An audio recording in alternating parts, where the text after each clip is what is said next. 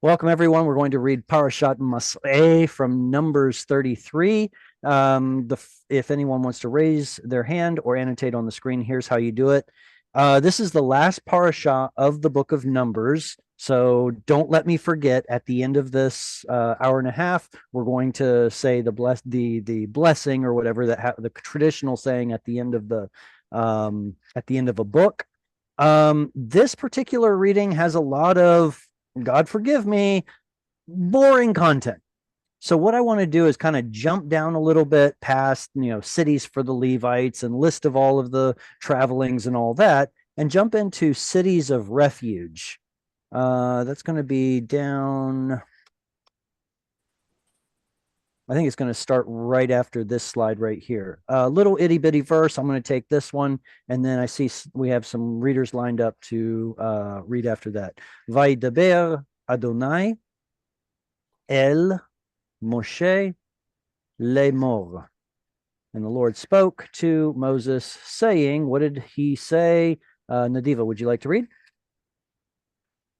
Is the other lady first, though? Oh, excuse me. I don't want to jump chain. I don't I'm know sorry. who's. I I don't know thought. her name. Okay. Is it Cheryl? Uh, Cheryl's first, I think. Yeah, I thought you were first. Go ahead, Nadiva. Okay, I'll just read it, Cheryl. It's a short one. Okay. דבר על בני ישראל ואמורת אל עליהם כי אתם עוברים את היום יר oh gosh היה היה הירד היורדן Hayarden. הירדן I know you want to put this O in there, but the I Hebrew has know a top. Hayarden. הירדן or let's or let's Arza. Arza. um Canaan Mhm. Canaan That's right. Canaan. Uh, Canaan let's see. Daber el bnei Yisrael. ואמרת עליהם כי אתם עוברים את הירדן ארצה כנען. Canaan is the Hebrew way of saying Canaan. It's why Canaan has two A's in it, because it can't make the sound. So Canaan becomes Canaan. All right, super easy. What is the root of this word? Amar. Amar. What form? What form is this verb? Vehicle. Or just vehicle. The katal. So it's taking that katal suffix, but putting a ve on the front and making it an incompleted verb. Katal is usually completed or past tense, but with the vav, it flips it. And we know that it's vekatal because the stress shifted from here, which is normal, amarta, and switched it to the end, ve'amalta. That happens in first person, common singular I, and second masculine singular you forms. And you say, or and you shall say unto them, ki atem ovrim. Do you know any words that have this root right here? Avar. Ivrit. Ivrit. The Hebrew Very language is good. called Ivrit. And what's the reason for that?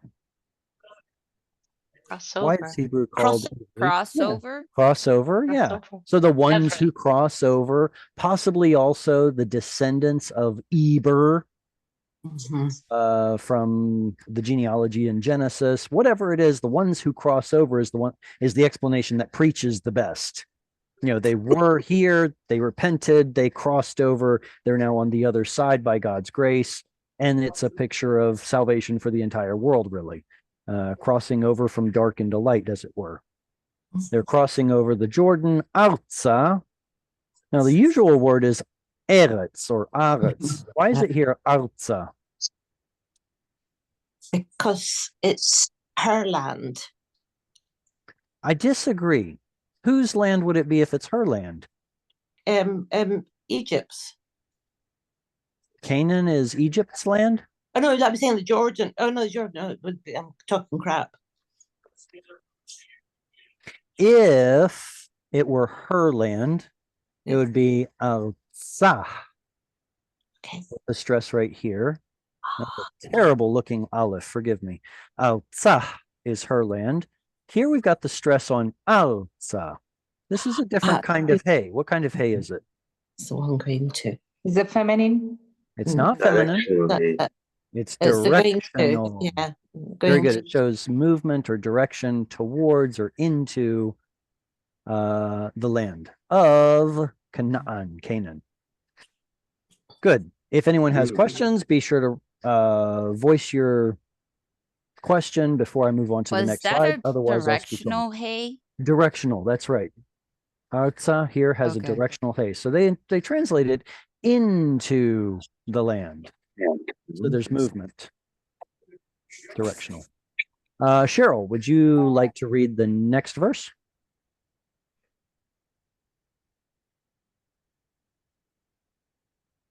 והקריתם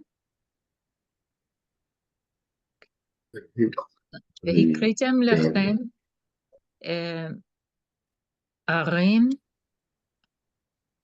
ערי מקלט תהיינה לכם ונס שמה רוצח מקי נפש בשוגגה. Try again. בשגגה. Good. And here there's an ah sound under the mem. What is it? מכה. Okay. Excellent.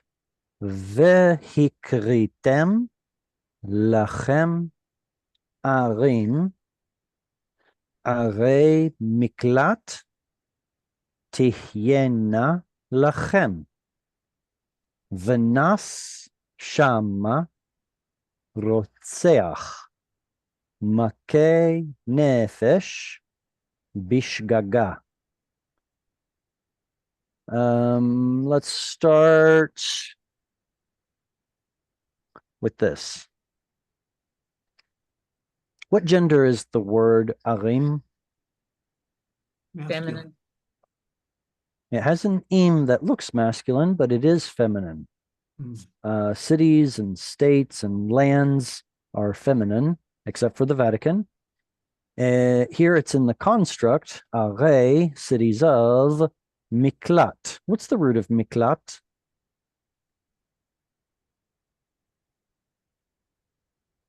Kalat? Yeah, it's right there. Super easy. Not a trick question. Are miklat tihyena. Okay, now this is our verb that tells us what gender the subject is. What form is tihyena? Feminine. There's a tav at the front, na at the end. So it's a yiktol, feminine plural. That means it is feminine plural. Cities of refuge, there will be lachem, to you all. That means you all will have cities of refuge. Vinas, what form and what root are this verb right here, vinas?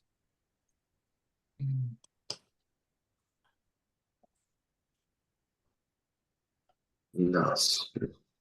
Okay, so we know there's a nun. Nun. We know there's a sin. I said sin, samech. But it looks like there's a third letter missing. There's a v at the front. Nasa. A vav or a yod? A yod. A yod, maybe? Okay. This has a Like missing nasa. vav in the middle. Nus. Oh. The The word nous is to flee. And Nous. in the katal form, we lose that vav. We see this in words like ba, the root of which is bo. We lost the vav. Or shir, we lose the yod, and we just get shar.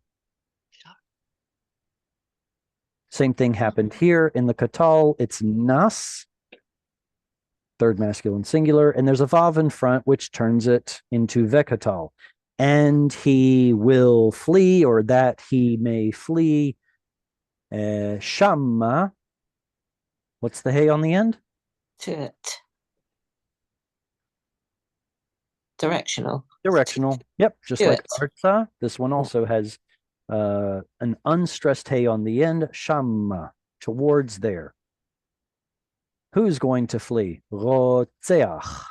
One of the 10 commandments is lo tirtzach. Based on what you now know, which commandment is this? Lo tirtzach. Don't kill. Thou shalt not kill. Exactly. Yeah. Rotzeach is a slayer, a killer. He's not supposed to do that, but he did it on accident, so he's fleeing to the city of refuge. Makeh nefesh bishgaga. Do you all remember this word right here? How it's quite irregular? Makeh. Is it changed to a D or T or something?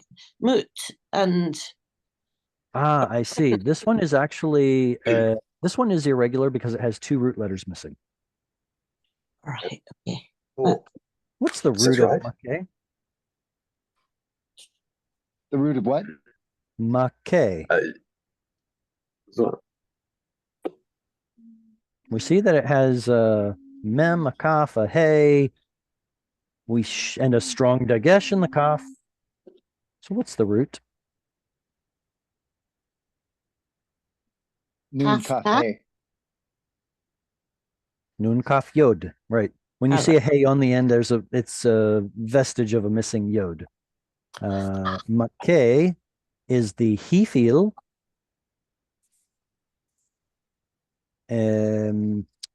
Participle, masculine singular, of nun kaf yod. So the one who is, what's the meaning? I see that they have the word kill here, but the root actually means to strike. right. Strike. Strike. So the one who strikes a nefesh, a living being, bishgaga, by accident, unaware, not meaning to.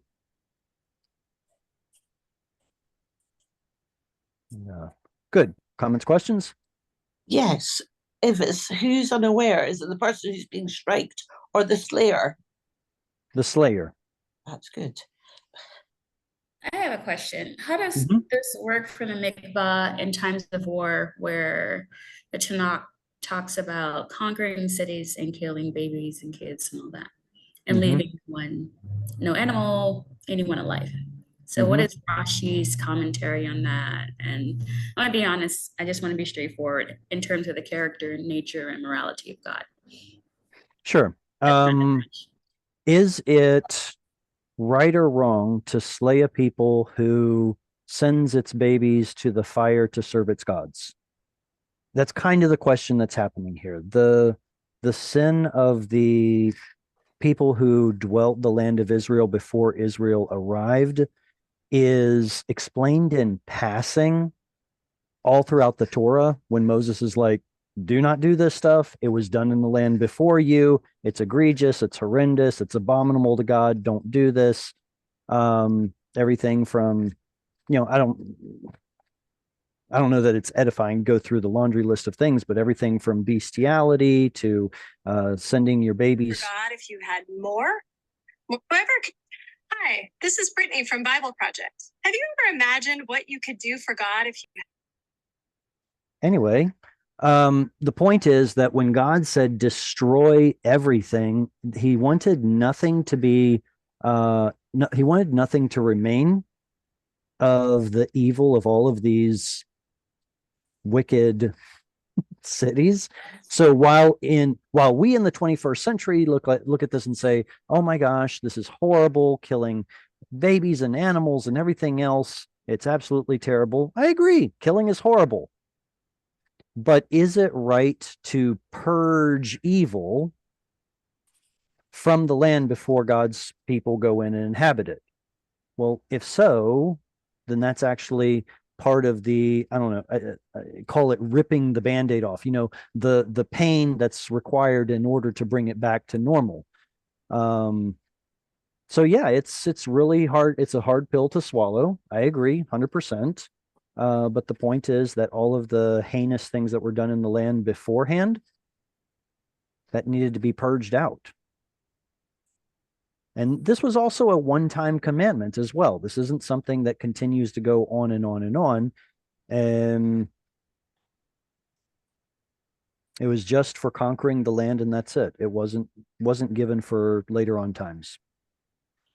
So, the soul, the nefesh of the animal contained the evil as well. Was that like a transferable in that time period when you think of, I mean, a whole region being literally engulfed with or consumed with evil, any Yeah, living thing. Yeah, I don't know how that works. I don't know if there's intrinsic evil in animals. I don't think there is.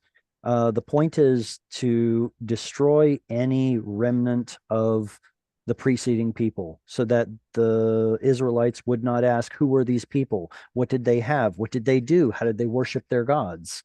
But rather, hey, this is horrible stuff. These are horrible practices. Get rid of everything. That was the commandment that was given.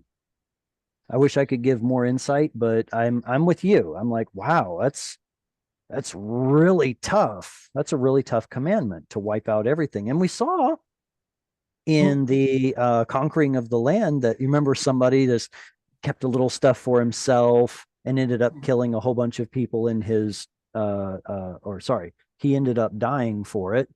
And his family. And his family. But there was also what was it? There was also a plague during the time, was it Joshua, when somebody did something similar? I don't remember, but was it's that like Naaman? Naaman, no, it's a different story altogether. Whereas Naaman's servant went and he was told to. Naaman said, "No, I don't want." Wanted to give lots of gold, and the servant went after the Naaman and said, "I'll take the gold." well, that was Elisha. I was That was- Elijah. Much later. That was much that was later. Elisha and his Yeah. servant Gehazi. And Elisha said, "Don't take anything from Naaman." And Gehazi decided to go and take it anyway, and he got leprosy. More than he gathered. Yeah. But anyway, so greed is, Sorry. greed is not the way to go. And apparently all of the stuff that was in the land beforehand was so terrible that God's commandment was wipe it all out.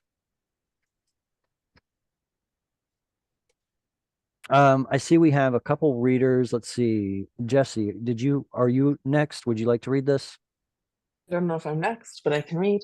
Okay. והיו לכם הערים למקלט מגואל, ולא ימות הרוצח עד עמדו לפני העדה למשפט. Very good. והיו לכם הערים למקלט מגואל, ולא ימות הרוצח עד עומדו לפני העדה למishpat. Very good. I'm glad you caught that Kamatz Katan right. Of course you did. And let's see. There's that harotzeach that we saw earlier. So why is this a Kamatz Katan? Can anyone articulate why this is an O vowel?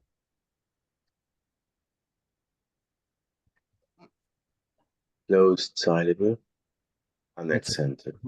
It's a closed and unstressed syllable. That's the easiest, simplest explanation. Very good. Second reason might be because it's an infinitive construct. And they're supposed to have an O vowel. Usually after the mem, but since it dropped to a shva, it now shifted over to the ayin, right? If it were by itself, it would be mod. But then when you add the pronominal suffix, it drops to a shva and turns this one into an O vowel, omdo. So his act of standing, lifnei, before ha'edah, the congregation. La mishpat. Who is a shofet? Judge. So mishpat is a judgment. Here they translate it as a trial. What is the root of yamut? Mut. Right. So here we get to see that vav. What would it be in the katal form? How do you say he died? Umet. He. Wait a second. Earlier, we had bo turning into ba, and we had shir turning into shav. Now we have mut turning into met. Why isn't it mat? Why is it instead met?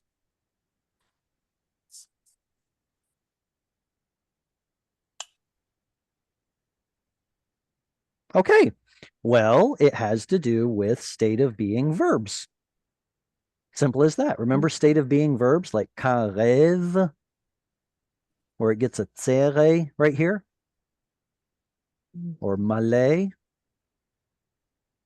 where it has a tsere right there. The point is that mut was supposed to be a state of being verb.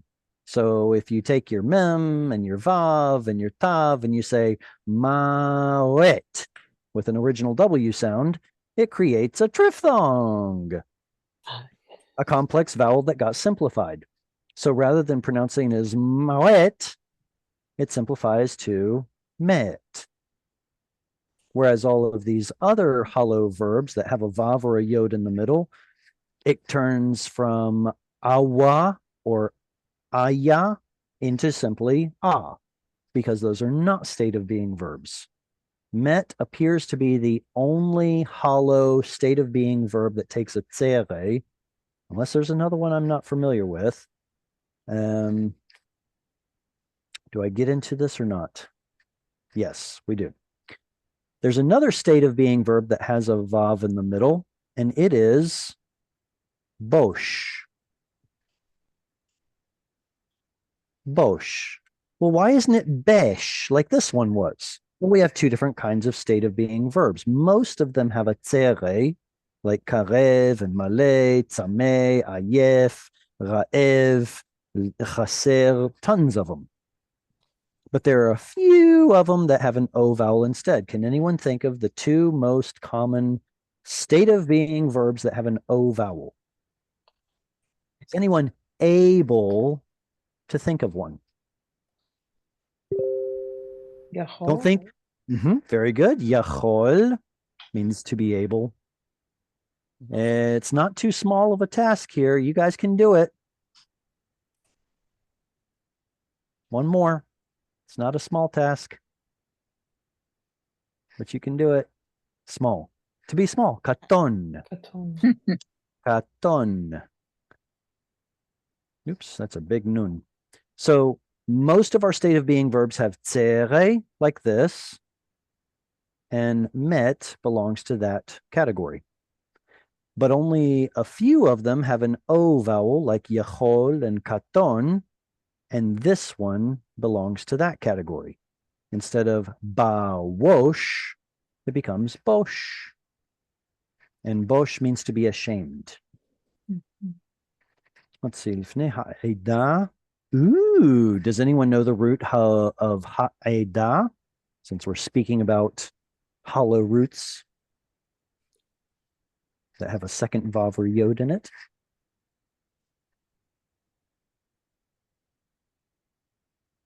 Ayin, vav, dalet. Ud. It's another example where the vav or the yod goes missing, but that is the root, and there are other words that do have the vav or the yod in it. All right, next reader. Eileen, would you like to read? Sure. All right, all yours. Go ahead. Okay. Arem Asher Haun U Titenu. Titanu. I thought they were H. I'm sorry. Titanu Shesh Shesh. Shesh Yair. Re. No, Are. Okay, Are. Me Completa. Miklat. Oh, Miklat. Tehayinuha. Here, split it right there and right there. Tihyena. Pihiena. Lechem. Lachem. Oh, lachem. Excuse me. Vehe'arim. We'll ask about that. Asher titenu shesh arei miklat tihyena lachem. All right. What is the he right here? The Article. It's a direct definite object. Sorry. Yeah, definite Article. definite Yeah. article. The article, hey? Absolutely. And why is it he instead of the usual ha? Because ayin has kamatz and the accent's on the last syllable. Very good. We have an ayin with an unstressed kamatz. So it gets the vowel. Are there any other times that'll get an vowel besides ayin with an unstressed kamatz? Aleph and hey. Oh, Hey, no. definitely hey, and chet. If there's an unstressed kamatz, then he, like for example, he arim, we got that one. He harim, the mountains, or can we think of a word that starts with an unstressed het kamatz? Hechamim. Herez? Oh, Hechamim. Is it Herez? I was thinking that hamim might drop. Let's see. Chachamim, I meant. Hechachamim? No. Right. So chacham is like this, and then chachamim. So we're going from, let's see. Okay, so it goes from chacham, and now that this is so far away from the stress, it drops to chachamim. So it would be chachamim. But if we have just the word chacham, Hechacham. right? I think that would work. Chacham. Excellent. This is what? Sorry. No, go ahead. What does it mean? Chacham. Word chacham means wise. So he chacham would be the wise or the wise one. Okay. Here we've got a pausal form, titenu. Help me parse this verb, titenu. It's missing a nun. It is missing a nun. Very good. It's missing a nun in that strong dagesh. So the root is nun, tav nun, natan. Natan. Haha. Good. It's my boy, sorry. What form is it? What person, gender, number is it? It's feminine. First person. No, it's first person. Second Third person. Is that third person? Ooh. Okay, so we can see what they gave us oh. for the translation that it is you, which is second person. Now we just have to figure out why. Second person always starts with a tav, And depending on which second person it is, we'll get a different vowel on the end. So it does have an oo on the end, which we know from the katal form means they did something. But this isn't katal, is it? It has a prefix. You feminine? It's you all. Feminine. You all. It's not Masculine. that would be ti ten. Titania. All right. A strong dagesh in the tav I and the didn't nun. look at this again. All right, don't worry. Now, the reason that this particular form is difficult is because of that noon at the end. We see new and we think, oh, we are the ones who are the subject. Or, I did. or we think of the na in the feminine form. Nope, here it's just a root. The noon is part of the root. Tav at the front, u at the end is you all. You all shall natan, shall give. And does anyone remember the root of the number 6? Esh? Shish. Shin Yod. Shin, Or, Sheen, Sheen. Oh, Dalet. Yeah. Yeah, we don't get to see this dalet in Yeah. Hebrew, shit. but it is shedj, and it turns into shesh. Oh. So we don't get to see that dalet, but when we add pronominal suffixes or turn it into an adverb, an adjective like she, like this one, then you get to see the strong dagesh. Right. She means sixth. Sixth. Right? In this form, you get to see the strong dagesh where the missing dalet assimilated into the following sheen. Dalet and sheen are too similarly pronounced in the mouth, so they assimilated. Sure. Can I ask a question about that? Why I haven't got there in my class yet, but why then is there not a dagesh in the shesh? Very good. The easiest answer would be because it's the end of the word, because there's no following syllable. And in fact, there are lots of words that should have a final dagesh and don't. Like we saw the word earlier, sham, or actually we saw shamma earlier with the directional hey. It had a strong dagesh, shamma, but the regular plain old word sham does not. It's the end of the word. Is another example. It should have a dagesh here. Kaf is another example. Af, nose, should have one as well. All of those are, the word isha should have one in the sheen.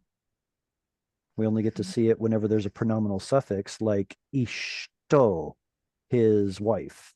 Then it gets a strong dagesh.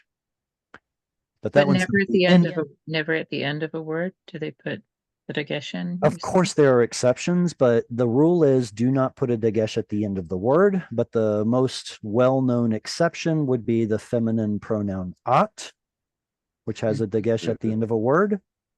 And there are plenty of others which are called apocryphated or jussive verbs that get a dagesh at the end. Like what is it? Vayivg is an example. This has a dagesh at the, well, no, that's a different word. Never mind. Let me think of a better. Vihun, no, that's a different one. Vayeshk. Yes, it is. It is possible to have this. Vayevk or Vayevk. I think it's Vayevk. Very rarely we'll get certain verbs such as lamed yod verbs with a dagesh at the end, but it is not common. I'm trying to think what other. Also, if there's an energic noon inserted right before the last letter of the word, or a paragogic noon, that can also lead to a dagesh word. But except for those very, very rare circumstances, you do not put a dagesh at the end of a word. Okay, thanks. All right. Next reader, Thomas, is it your turn? Would you like to read? Okay, I can, yes. את שלוש הערים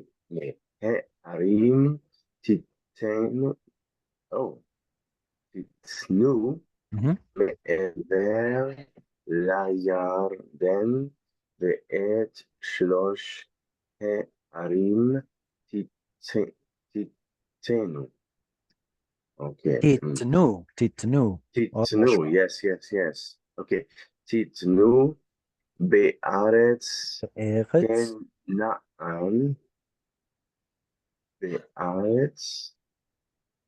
כנען, הרי, בארץ כנען, הרי מקלט תחיינה. Very good. תהיינה. את שלוש הערים תיתנו מעבר לירדן, ואת שלוש הערים תיתנו בארץ כנען, ערי מקלט תהיינה.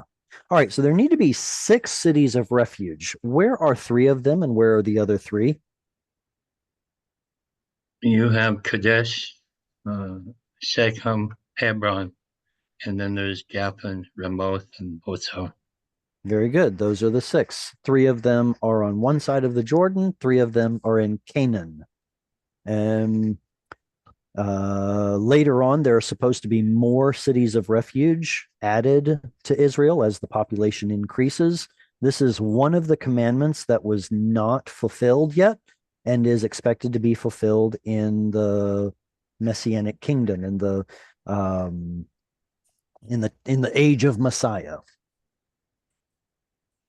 Let's see. Titnu. Earlier we saw titenu, and that was a pausal form, so the stress went here, and the shva was preserved as a full tzere. But titnu is the normal form, where the stress moves to the end of the word, and the tzere drops to a shva. Same word, titnu, tav at the front, u at the end, you all shall natan, give. Me'ever. One question? Yes. Titnu is a stress mark at the end, and the second one is under a nu. Why? Titnu. Normally, the stress marker is at the beginning of the syllable. Very good. Excellent. So that tells you that this is a cantillation mark that does not tell you where the stress of the word is. It always comes at the end of the word.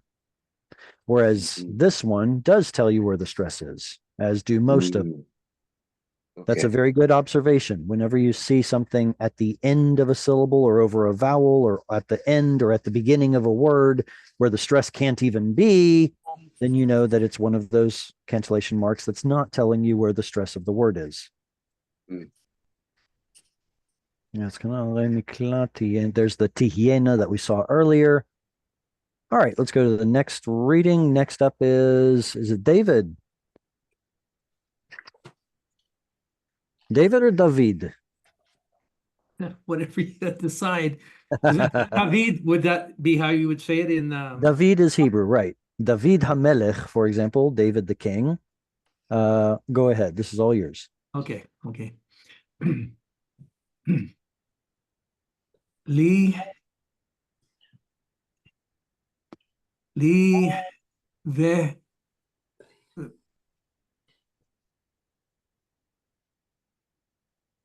leave. Just a minute.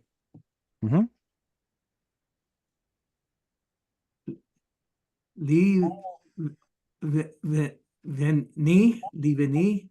When you see the 2 dots, make sure to think, I wonder what sound they make. Gives you that A sound. Very good.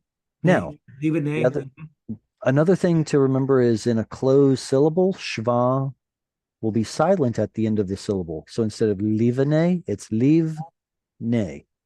Oh, okay. Livne. Yis Ral, Rel. That's right. Yisrael. That's right. Good. Yisrael. Vel, let's see, just a minute. Vel, Vigel, Villager. What I did is I divided. Vilagel. Yeah. I divided through the gimel. Do you know why I did that? To make it's a syllable break.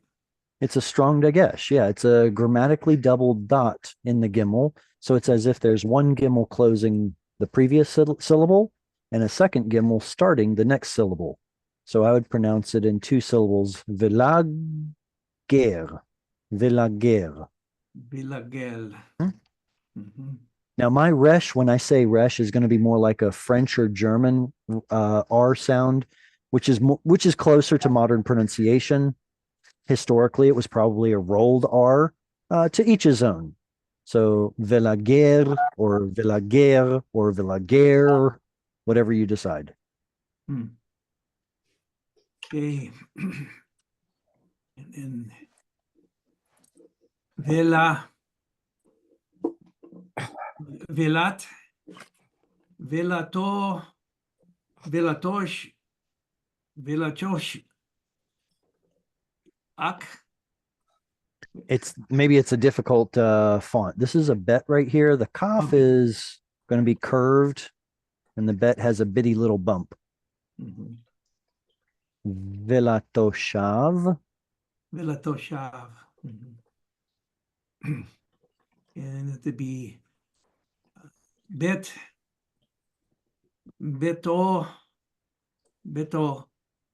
Kam. Betocham. Without the weak dagesh. So it has that gravelly sound. Betocham. Betocham. And then Tiye Na. Very good. Tihyena. Tihyena. Shesh.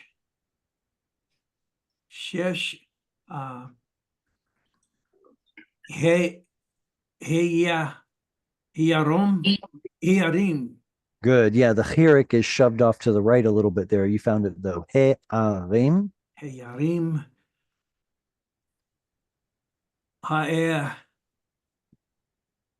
Just a minute. Ha'er lech. Is that a hey at the end or a chet? At the hey. So it's going to be a vowel sound, not a consonant. Ha'ele. Ayele. Okay. Now be sure not to make a Y sound for aleph. What sound does aleph make? No, it's actually the sound it makes is the same sound that you hear at the beginning of honor, elephant, igloo. So it makes like this sound, and then attach whatever vowel is attached to it. So here it's ha'ele.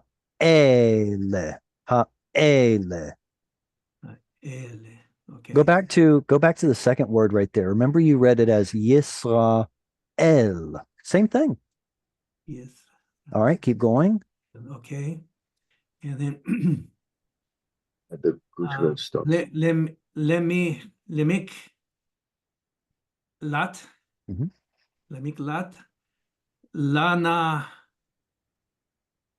I don't know. What's that under the noon? What is that? It's a cantillation mark which tells you where the stress of the word is. So when you read it, put a little extra emphasis on that second syllable. Okay. Lila Wait, what letter is that? Lila li.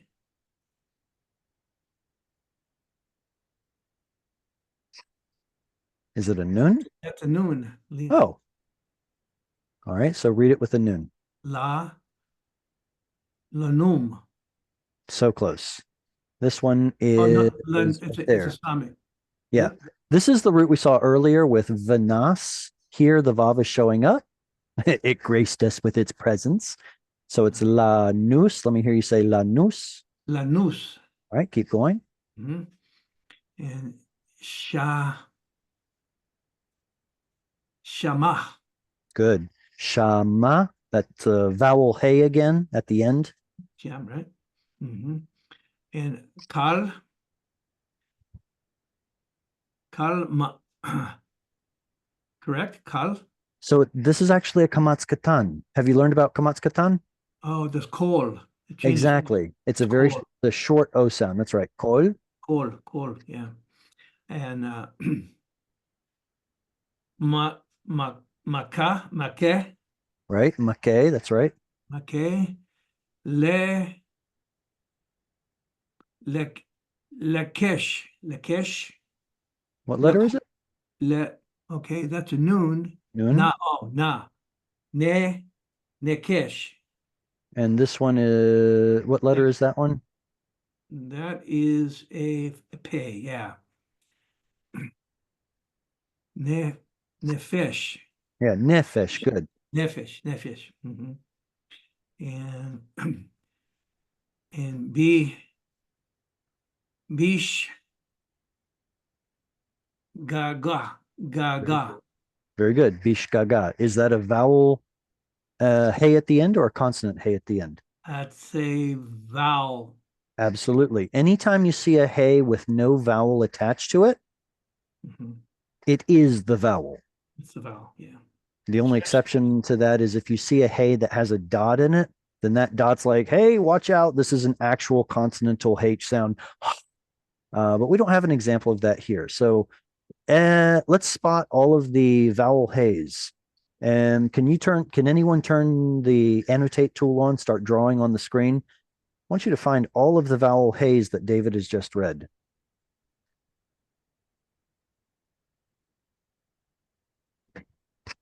Let's see. There's one right there. If you can't turn the tool on, you can just read the word. Good. There's one right there. Bishgaga. Hey at the end. Shama, Shama. Good. Shama has a hey at the end. Let's see. There's a make. Hey at the end. And one right there. Tihiena. Are there any more? See, somebody marked this one right here, but this has a vowel under it. So it's actually a consonantal hey. Ha, ele. All right. So David asked about the strange mark over or underneath nous, and I said it's a cantillation mark. There are at least 26 different cantillation marks. Thomas asked about them earlier. Most of them mark where the stress of the word is. Where's the cantillation mark on this page that does not mark where the stress of the word is? Where it looks like a wishbone. No, that actually marks the stress. Oh, Le sorry. miklat. That's okay. But the wishbone here is the second most important cantillation mark. It tells you this is the logical halfway point of the verse. So we'll put a pause right here. Where's there a cantillation mark that does not mark the stress? And the one that comes at the end of the word and at the top. Precisely. If it comes at the end of the word at the top, or sometimes there are some that will come right here at the beginning of the word, sorry, that's not going to tell you where the stress is. But all the other ones do. Livnei, Yisrael, Velager. Here, we just have to know that the word has the stress right here. Velatoshav, and we can look in another place in the Bible that has a different cantillation mark and know where the stress goes. But here, that's not being very, very helpful. Betocham, Tihyena. See, that one's a little frustrating because it looks like a chirik with a comma next to it. No chirik. Tihyena. Shesh He'arim Ha'ele Lemiklat Lanus Shama Kol Make Nefesh. Since these three words have hyphens in between them, they're treated like a single word, so they only get one cantillation mark. Kol Make Nefesh Bishgaga.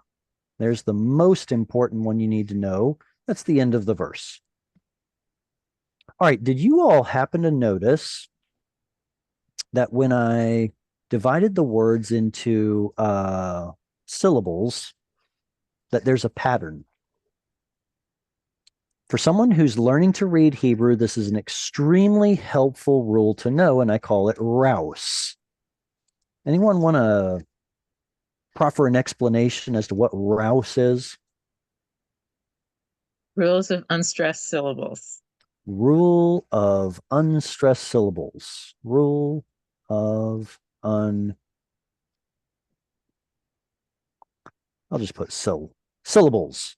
R-O-U-S, rouse. Good. What is the rule of unstressed syllables?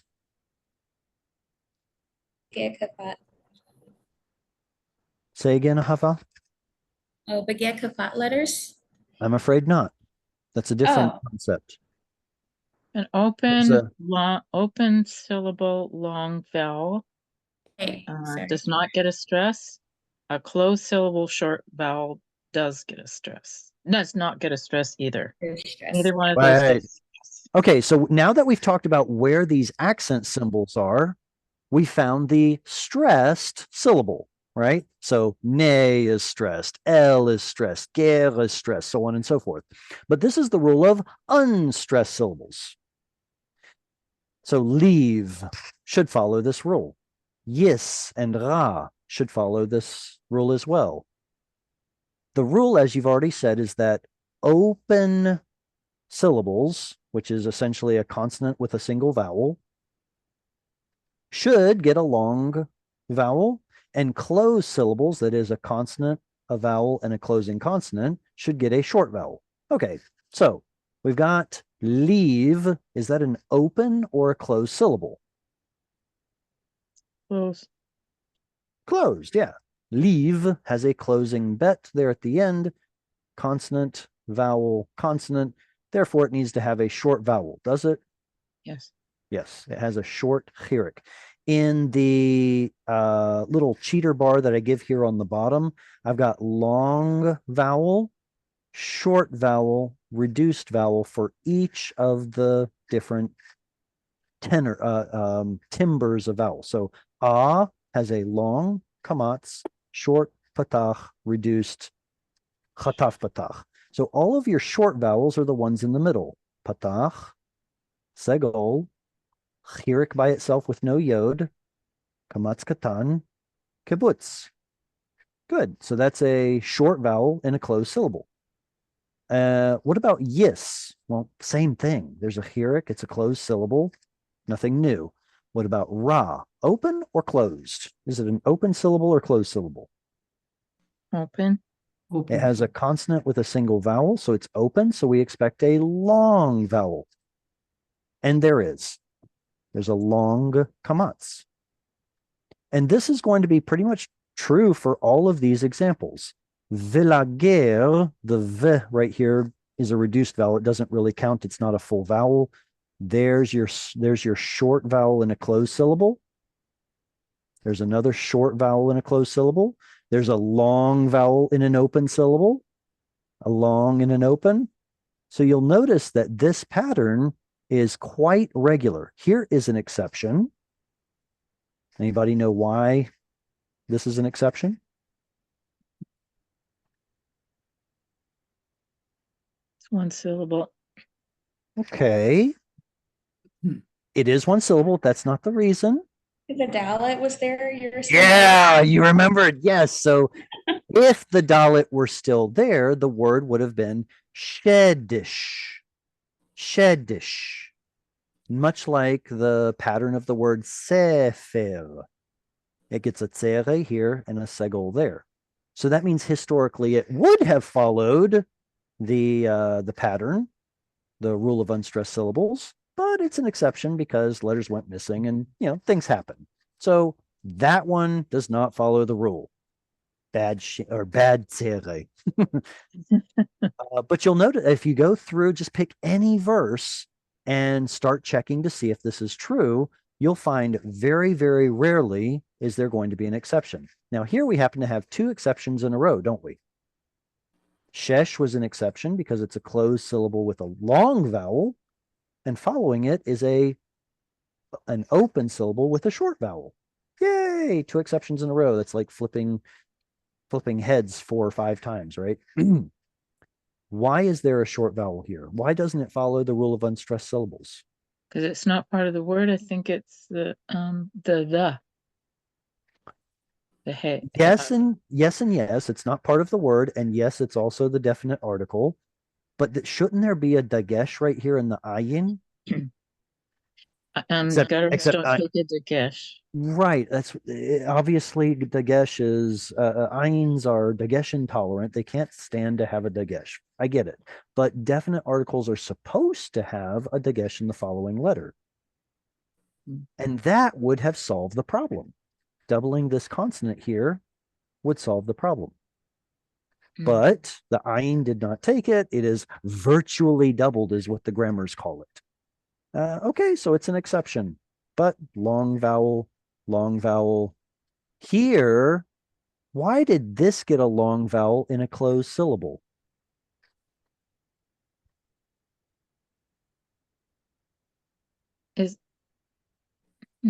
Isn't it the same as what we just said? It's ha'ele is Say the word again.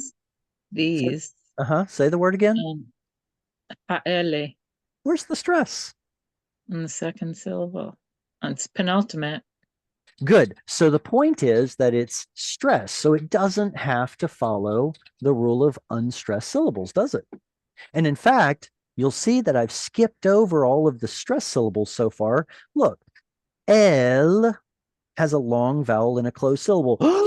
We broke the rule. That's because it's stressed.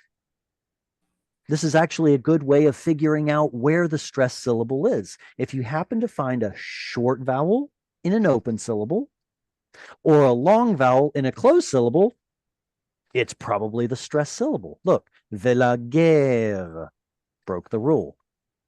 Velatoshav broke the rule. Betocham, you're getting the picture.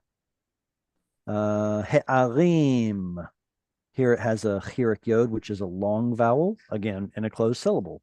So this rule of unstressed syllables is very, very helpful, especially if you don't have these cantillation marks to tell where the stress goes. Any comments or questions about this before we move away from it?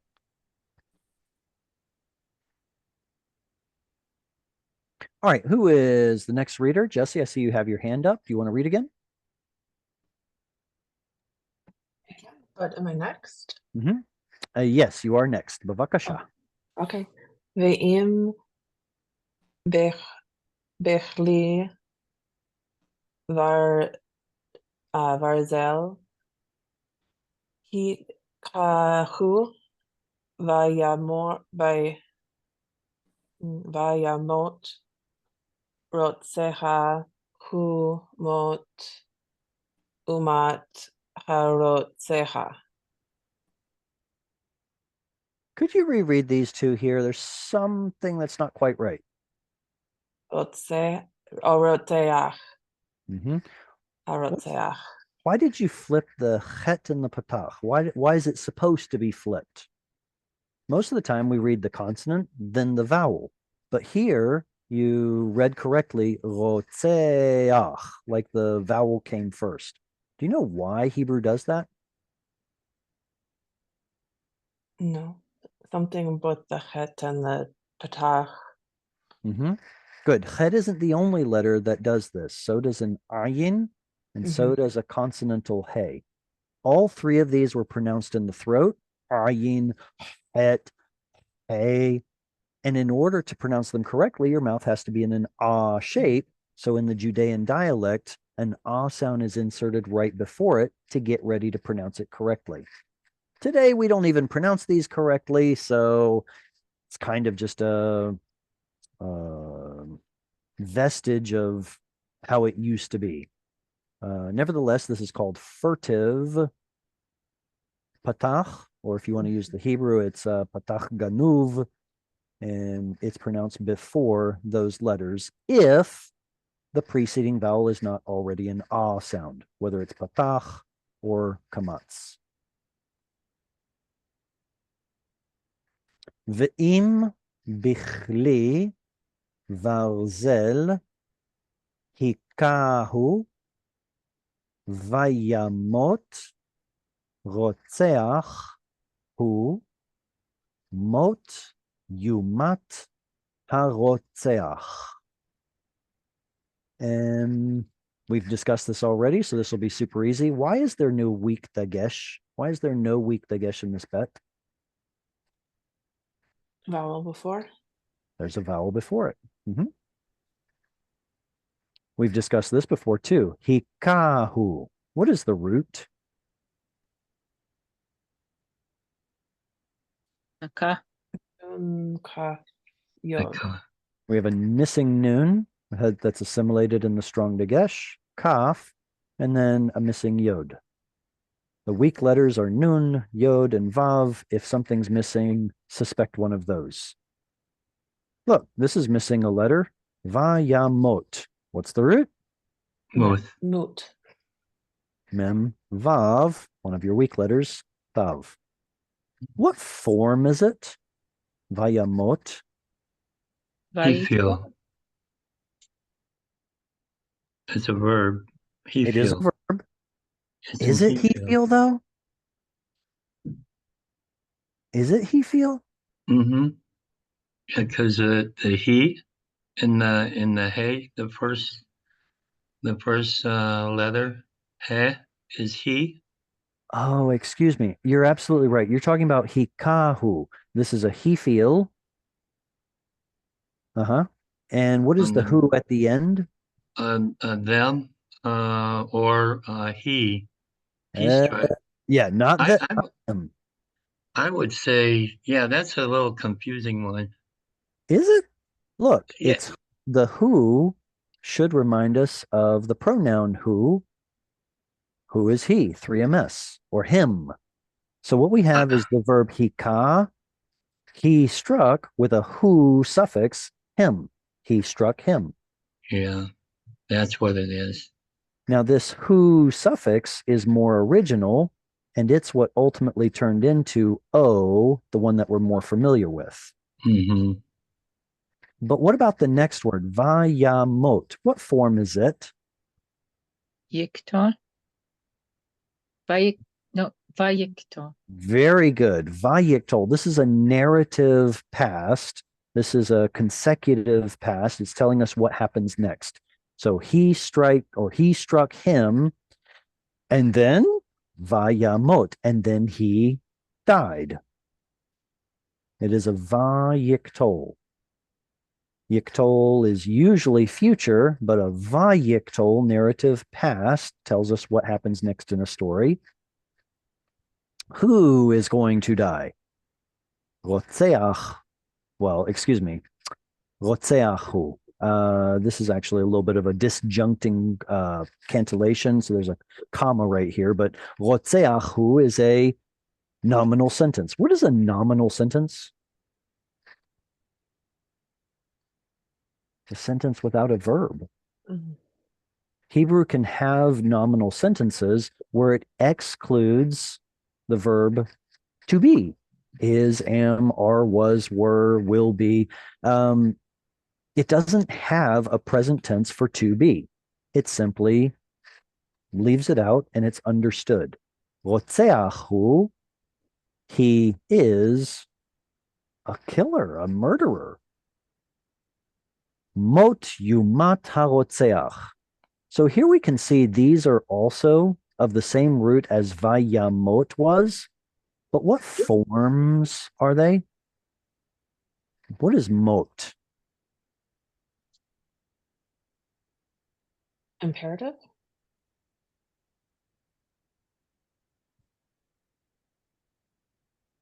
A noun? I think the imperative should actually be moot. Typically what happens is we'll take the yiktol form, like tamut, and lop off the tav. So if someone were to give an imperative, it would be that. Here, however, there's an O vowel. What verbal form has an O vowel in it?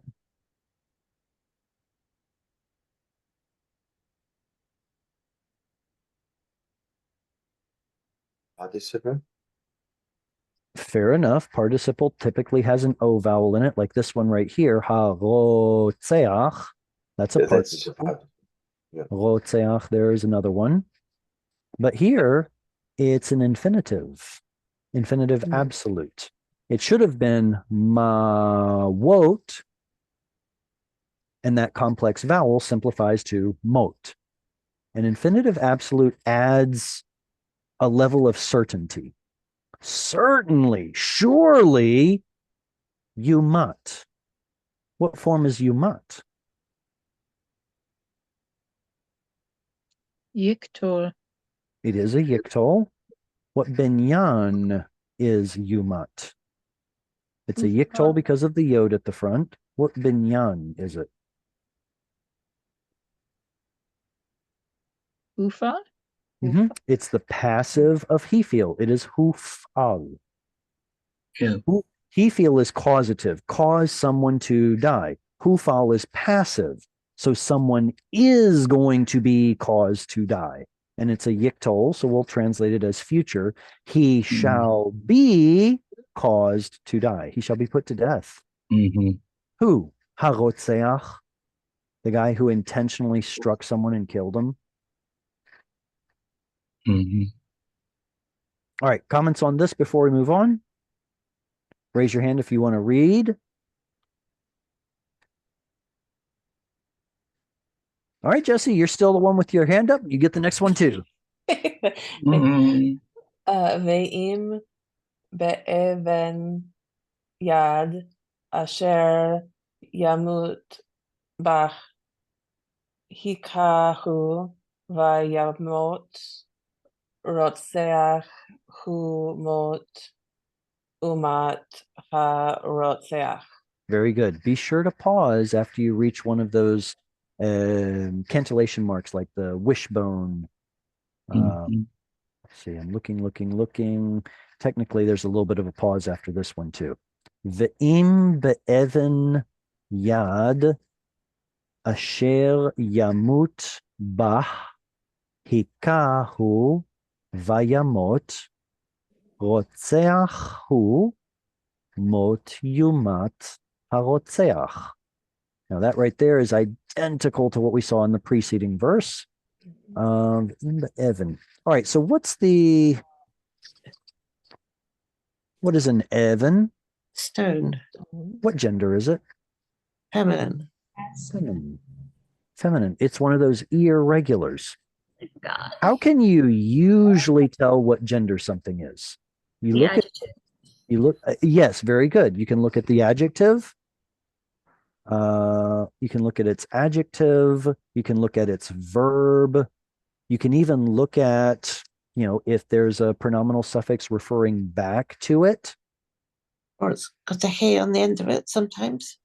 Okay, good. So when you're trying to figure out if a noun is feminine or masculine, the best thing to do is look at the singular form.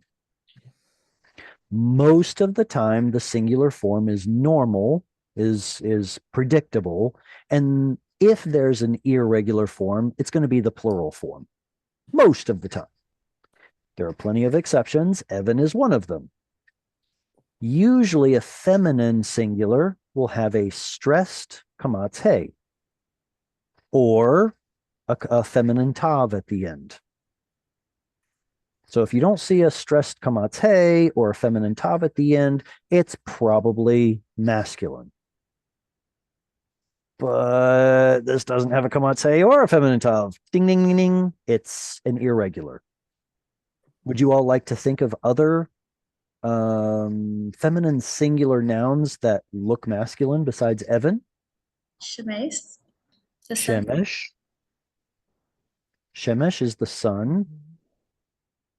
It's feminine. So lots of the segolate ones. No, there aren't that many segolate. Most segolates without a hey or a tav are masculine. Okay. But we're only looking for the irregulars so far. And at the beginning of this reading, we ran into an irregular feminine. What of refuge? Oh. Cities. What are cities? Ear. Ear. Ir. Very good. So this is Ari. Yeah. this is an irregular. Ir, it's feminine. City. Oh, what about lands? Mhm. Eretz is also Eretz. feminine. Eretz. Now there are plenty of plurals that are irregular. Masculines that end in oat, or feminines that end in im, right? Like nashim, women, or avot, fathers, masculine. There are plenty of those. So try to look at the singular if you're trying to determine its gender, or just look at the adjective. The adjective never lies. The verb never lies. The pronominal suffix never lies. Look, for example, at bah. It has a feminine singular hey at the end. What is it referring to?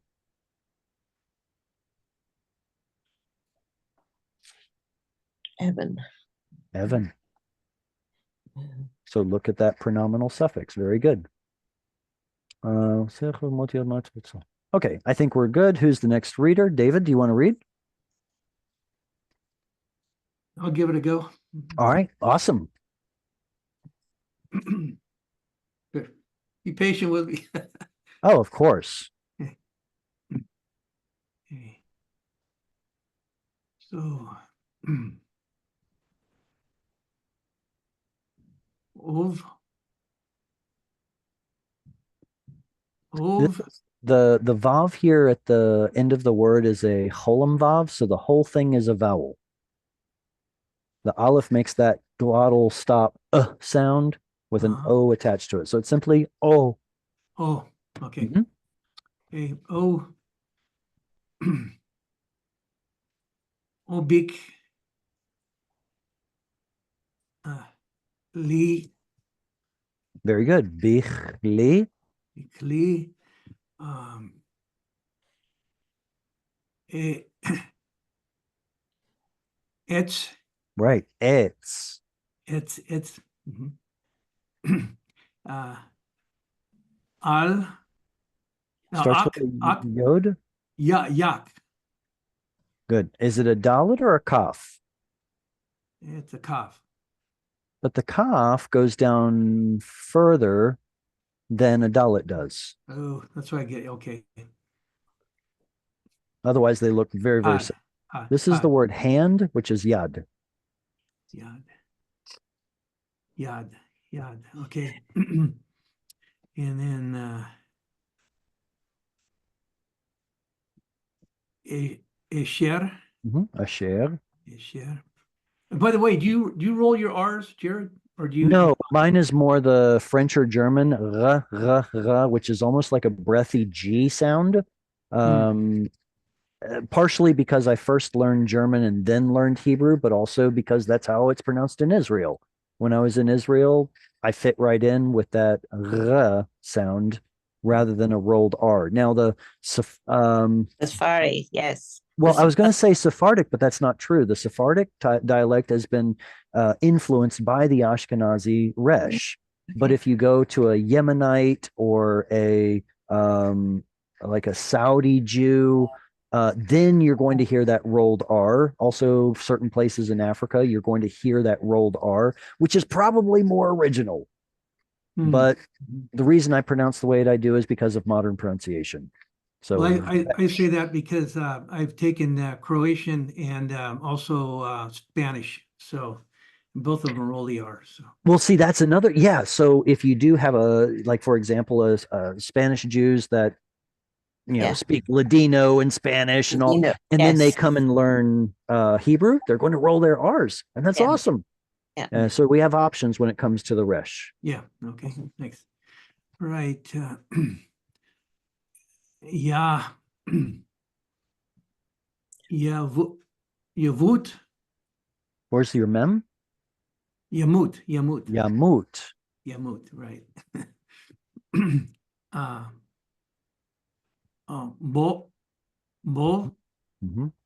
Bo.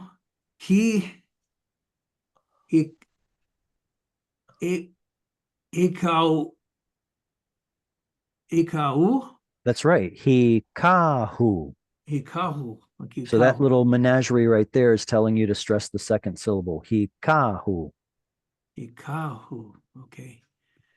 And that's va vaya vayamit. If you see the Vayamot. Vayamot. O, exactly. If you see the dot over the Yeah, word, it's make not an that. O Yeah, sound. Good. Yeah, correct. Yeah. Okay, then let me go.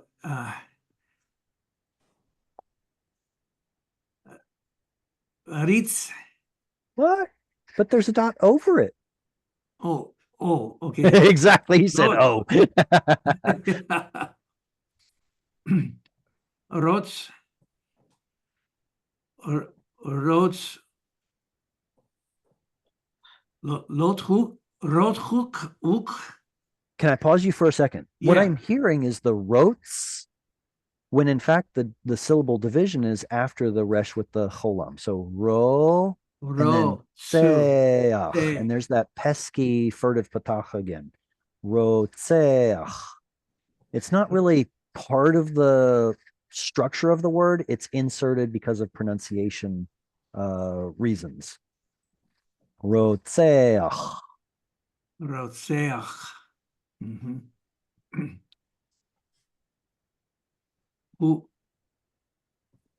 Exactly. No, the oo, the vav right here is an oo sound. Yeah. So the Okay, word is who. who, Who. and that aleph at the end of a syllable cannot make its usual sound. So it simply goes quiet. Who? Quiet. Okay, because that's an aleph quiet there. Yeah. Yes, it's a quiet aleph. It's a quiescent aleph. Okay, and then mu. Mot. Mot. Mot. Yeah. Yevu mat. Yevu mat. You mat. You mat. That's matelaciones. That's right. Muyat. Okay. Muyat. And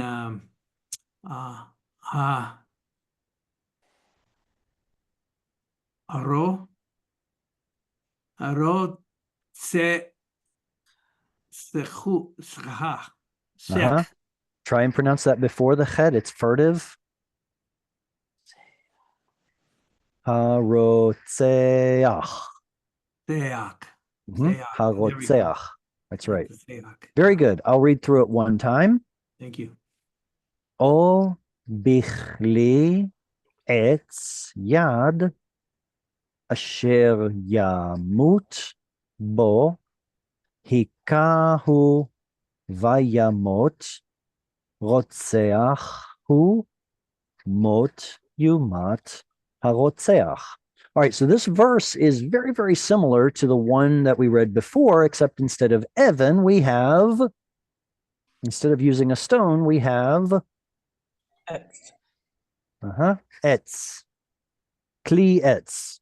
Now, kli is not necessarily a weapon. The word kli is very versatile. It's best translated as a vessel or apparatus. It can be a tool. It can be an instrument. It can be a weapon. If I can spell weapon, if I just make it chicken scratch enough, you guys can't read it and I'll be good. It can be, gosh, it can be more it can be a jar. It can be nearly anything. So kli, they chose to use the word weapon to translate it. Why? Well, I mean, if he did it intentionally, he used a wooden instrument intentionally to kill somebody, well, then, yeah, he used it as a weapon. So we can see here how the translator is doing the thinking for us and putting the word weapon there when it's just a vessel, an apparatus, a tool, an instrument. Mm-hmm. And we thank him for thinking for us. Thinking of us, thinking for us, whatever. All right, who would like to read next? Sarah, would you? Yes. All right, and then Cheryl, you'll get the next one. Okay. Giel. Wait, there's an O vowel. Oh, sorry. Goel Mm-hmm. Hadam Hu Yamit Et Hara Rotseach Ba Begi P Fig Fig O Mm-hmm. Right. O Hu Yami Tenu. Very good. I'm only going to pick on you just a little bit. This right here is an audible schwa, right? Oh yes, yeah, Make it super short. Let me hear it. yeah. Mut. Good. And in fact, try to make this one syllable, yamit. Oh, you meet. Okay, thank you. Yimitehu, and you put the stress right where it belongs because of that little guy right there. Yimitehu. Excuse me, yimitenu.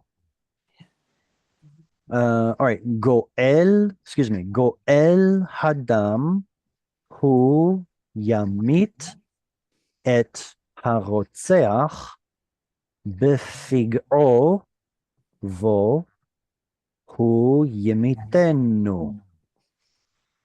Okay, this is not Figaro. Figaro. What is it? Befig'o.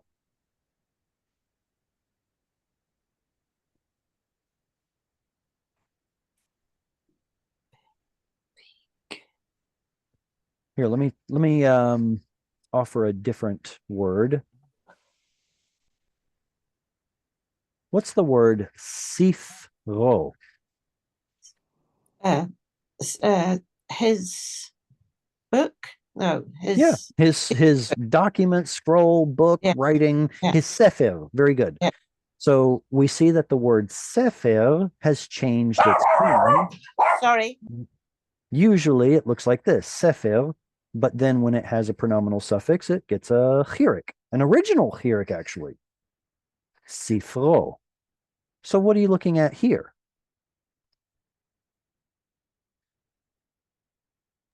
Do the same thing, work backwards. Now we would expect it to be tzere segol, but because of the ain, it actually prefers an ah sound. It's a pega. Pega. Does anyone know the word pega? Probably not. It's not a common word, but we do know the word paga. Paga is a verb. Paga is to meet. Sure, to meet. I'm trying to think of what the word in the Kal Binyan is, because what I think of is a pigua. This is from the PL. A pigua is an injury, like an attack. So in the Kal, it has to do with, meeting of some kind, but not necessarily a happy hug each other around the neck sort of a meeting, but kind of a confrontation meeting. Befigo, in his meeting, bo or vo, him, hu yimitenu. Now this word on the end, yimitenu, is a real doozy. What can you all do with it? Like root, binyan, suffix, form. It's a yiktol. Okay, yiktol. How do you know? Because it starts with yod. Okay, so the yod at the front tells you it's yiktol, and that just means it's an incompleted, usually future tense. Good. And it must be future, or because we've got no, actually it won't be. It'll be You feel? a participle? No, not participle. It's a right, okay, I'll shut up. Well, You feel? okay, so before we get to that, what is the root? Mot. Mot. Right. Moot, which we've talked abundantly about in this lesson. Moot is dying. After all, cities of refuge, accidentally killing someone, being chased by the avenger of blood, there's death, death, death, death, death.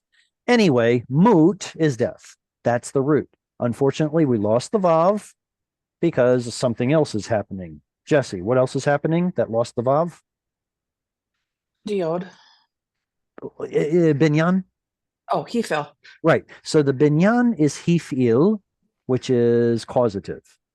Mhm. Causative. Hifil. So the E sound in the form of the word is the E sound that's showing up here. It's causing someone to die. Good. Who is the built-in subject? Yod at the front. Who's the built-in subject? He. Yeah, he, which in grammar we call third person outside of the conversation, masculine because it's a boy, and singular because there's only one. Yeah. So what's the suffix on the end? Yamit is the usual word for he shall cause someone to die. So what is this enu doing on the end? What's the suffix enu? It normally means we. It's him. Okay, right? Nu Yeah. usually means us. Yeah. Someone's doing something to us. Yeah. Mhm. Not And if here. that, and in fact, if there were no dagesh, it would mean that he will cause us to die. But that dagesh tells us something else is going on.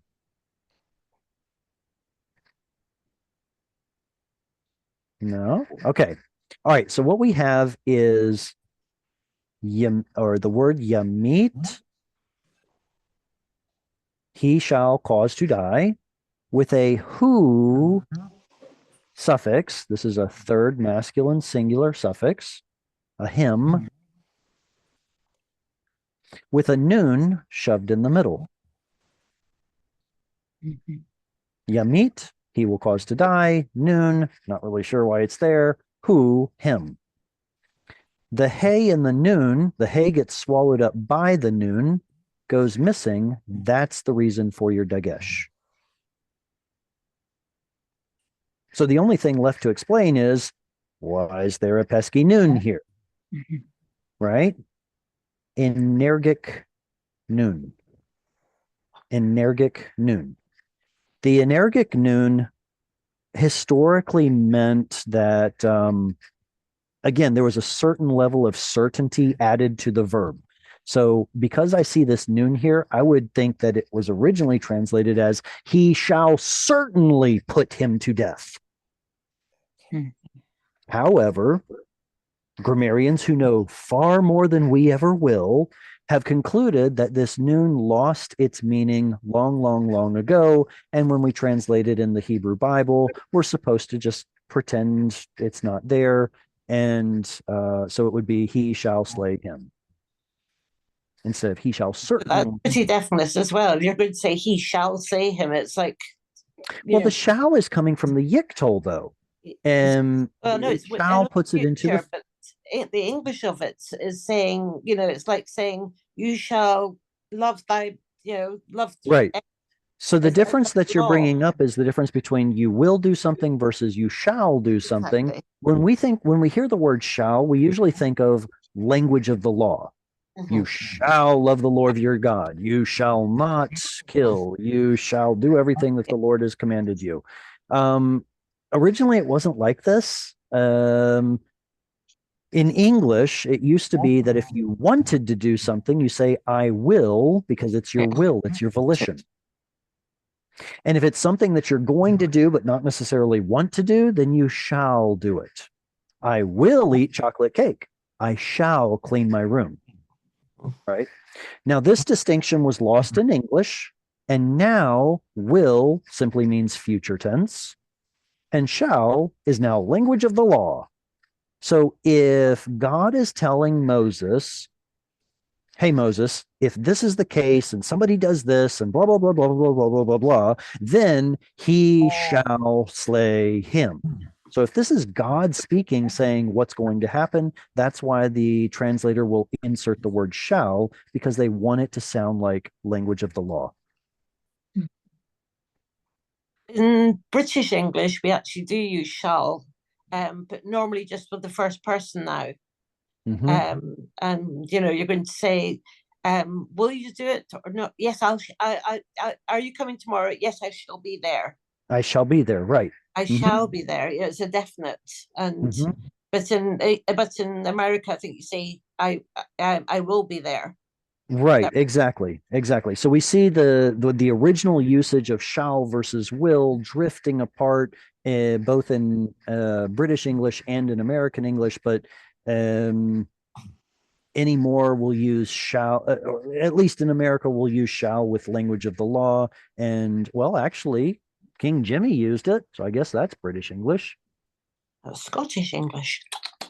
Fair enough. Get into politics here now. Sorry for misspeaking. Oh my goodness. King That James is true. Version is full of shalls. Full of shalls. Yeah. Oh my goodness. All right. We will have yes, is there a question on this screen or the Revenger? Isn't Goel also Redeemer from the Book of Ruth? Very good. So this is the Goel, which is the Redeemer. Yes, absolutely. So this is the Redeemer, but not Redeemer in the sense of you are enslaved and I am going to buy you out of it, but rather something wrong has happened to you and I'm going to make it right. So this is not a Goel in the usual form, but rather Goel Hadam, which is a little bit scarier. Biblically speaking, the Goel is perfectly within his right to go and find the murderer and put him to death and be completely innocent of blood. Is that that is not a construct, right? Goel Hadam there because of the Siri? It's the word. That's the a word very good of it. question. Say again? The word form, the revenger of blood could be a construct, but the vowels haven't changed. Very good. I'm so glad you noticed that. Okay, so the canned answer is that this is a construct chain, and so we see two nouns butted up next to each other. We're going to stick an of in the middle. Okay, that's the canned answer. To me, it tastes like spam. No, thank you. I don't want it. I want to know what's actually going on here. If this were a construct chain, this tsere should have dropped down to either a segol or a patach, and it didn't. So something else is going on here. What you're looking at is probably a direct object here of the verb that is a participle, which is actually an adjective, but it's a verb that takes an object. He is revenging the blood of his fellow. So when we see, I'll give you another example, a ro'eh. Who is a ro'eh? Shepherd. Shepherd. Yeah. A shepherd. Ro'eh tzon. Of a flock. Is this a construct chain? No. From what we've just learned, no, it's not. Rather, this is an adjectival verb, an action, and this is its direct object. What is the shepherd shepherding? Tzon. So yes, you will see people look at this and say, "Oh yeah, totally, that's a construct chain." Whereas I'm like you, I take a step back and go, "Wait, something else is going on here." It's a verb taking an object, or an adjectival verb taking an object.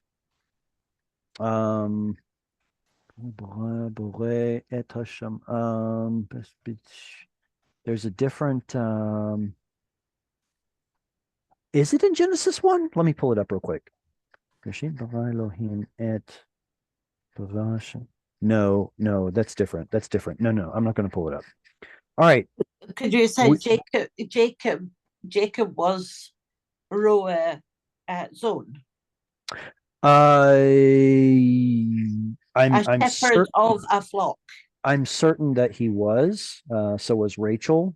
Yeah. But yeah, that's why I give. She's Rachel a was so goat. exactly. She was a Yeah. shepherdess. Yeah. All right, fantastic. Well, we're pretty much getting to the end of our time. So what do we say at the end of a book of the Torah? No idea. No idea. That's not what we say.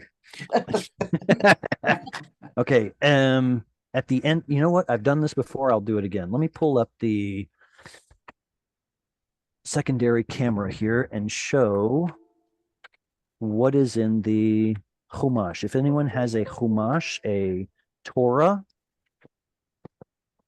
it will have something at the end of a book. Let's turn on that secondary camera. New share here. Share next. All right, so here is a standard. Oh, geez, that's not clear. What's going on? That's clearer. Okay, so here's a standard Chumash. I've shown this before. Chumash comes from the root Chamesh, 5, because it's the 5 books of Moses.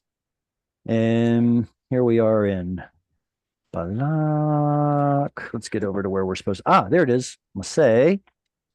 Nearing the end. Right. Oh, right. Got my fan on and it's blowing the pages all over the place. There we go. Here it is. What? Oh, there's the Hebrew.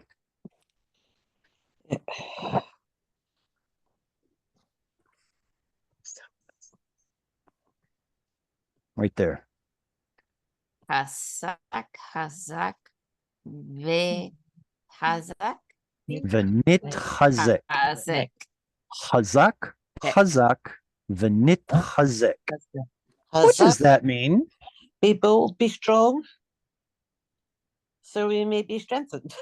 Right, so the translation's right over there. It's super easy. This is an imperative form. Hazak, be strong. Hazak, be strong. Why repeat it twice? Emphasis. Venit Hazek. What is that? We will be strengthened. So the noon is Yiktol. Nit Hazek, but it's a hit. Oh, sorry. Come on. Silly. Okay, so the noon is Nifal. Noon is Yiktol. Nit, the Tav here is hit Pa'el, something we do to ourselves or do to one another. And Chazak, well, there's strengthening again. So we will be either strengthened or strengthening ourselves or something like that. Chazak, v'nit chazek. So let me hear you say it. Chazak, v'nit chazek. Hazak, v'nit hazak. After every book of the Bible that you finish, in the synagogue, everyone says all together, Chazak, v'nit chazek. You have just read another book of the Torah. And each book of the Bible that you read makes you stronger. Chazak, v'nit chazek. Well, there we are. Hey, Jared. Yes, question. How can we download the 2 questions? How can we download this recording, number 1, and number 2, in my student portal, I don't see where you are listed in the study groups here, where this class is in the study groups. Okay, so what you're referring to is a different company, a company that I have been working with for some time. But what you're currently in is Hungry for Hebrew. This is not related to what you're asking about. This is separate from it. And so this is something that I do separate from what you're referring to. And to answer your first question, Hungry for Hebrew is available on YouTube. Each of these meetings is, depending on how much time I have, is going to eventually be put onto the YouTube channel. I hope I have everyone's consent for future viewing. So that answers your first question. What I'm currently doing is only Sundays, this time and hour. And what I've mentioned in previous lessons is that I do intend to work on a proper curriculum, one that I think is much more effective at teaching Hebrew and putting it on YouTube for the world to learn Hebrew. Great. Any other comments or questions? That being the case, I am doing this all out of my own resources. If anyone would like to help out, this is how you can help out. But I'm not going to charge you to come to these classes. I want people to learn Hebrew. If you feel led to, if you would like to, then yes, please help out. And I look forward to seeing you all next week. Same time, same place. תודה רבה. תודה בבקשה. רבה, להתראות. Thank you, Jared. להתראות. שלום. שלום. Shalom. Thank you so much. Absolutely.